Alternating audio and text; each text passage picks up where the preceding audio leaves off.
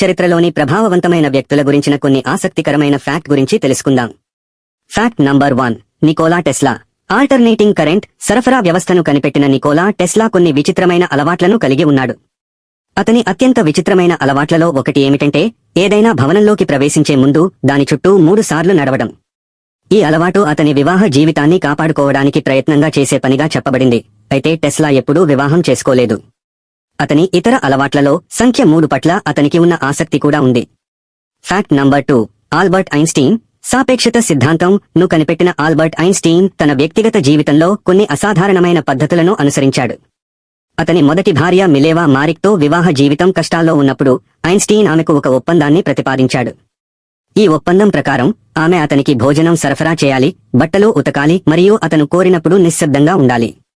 ఈ ఒప్పందం వారి వివాహ సంబంధం యొక్క సంక్లిష్టతను మరియు ఐన్స్టీన్ యొక్క భావశూన్యతను సూచిస్తుంది.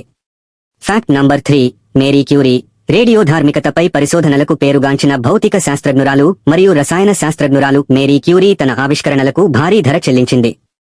క్యూరీ రేడియేషన్ ప్రమాదాల గురించి తెలియకుండానే తన జేబుల్లో రేడియోధార్మిక ఐసోటోపులను తీసుకుని తన డెస్క్లో నిల్వ చేసేవారు.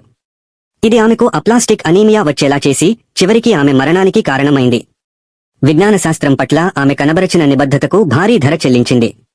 Fact number 4. పైథాగరస్. పైథాగోరియన్ సిద్ధాంతానికి పేరుగాంచిన ప్రాచీన గ్రీకు గణిత శాస్త్రజ్ఞుడు పైథాగరస్కు ఒక విచిత్రమైన భయం ఉండేది. ప్రాచీన కథల ప్రకారం బీన్స్, అవరెళ్లు మృతదేహాలతో సంబంధం కలిగి ఉన్నాయని పైథాగరస్ నమ్మేవాడు మరియు వాటిని తినడం వల్ల తన శుద్ధతను కోల్పోతాడని భావించేవాడు. కొన్ని కథలు ఏం చెబుతున్నాయంటే అతను బీన్స్ పొలాల గుండా నడవడానికి కూడా నిరాకరించాడని మరియు తన అనుచరులకు వాటిని తినకుండా హెచ్చరించాడని చెబుతాయి. Fact number 5. Isaac Newton. Classical physics మరియు కాలిక్యులస్ పితామహుడు ఐజాక్ న్యూటన్ ఒక ప్రయోగంలో కాంతి మరియు రంగుల అవగాహనలో మార్పులను అధ్యయనం చేయడానికి న్యూటన్ తన కంటిలోకి సూదిని ఇన్సర్ట్ చేసుకున్నాడు.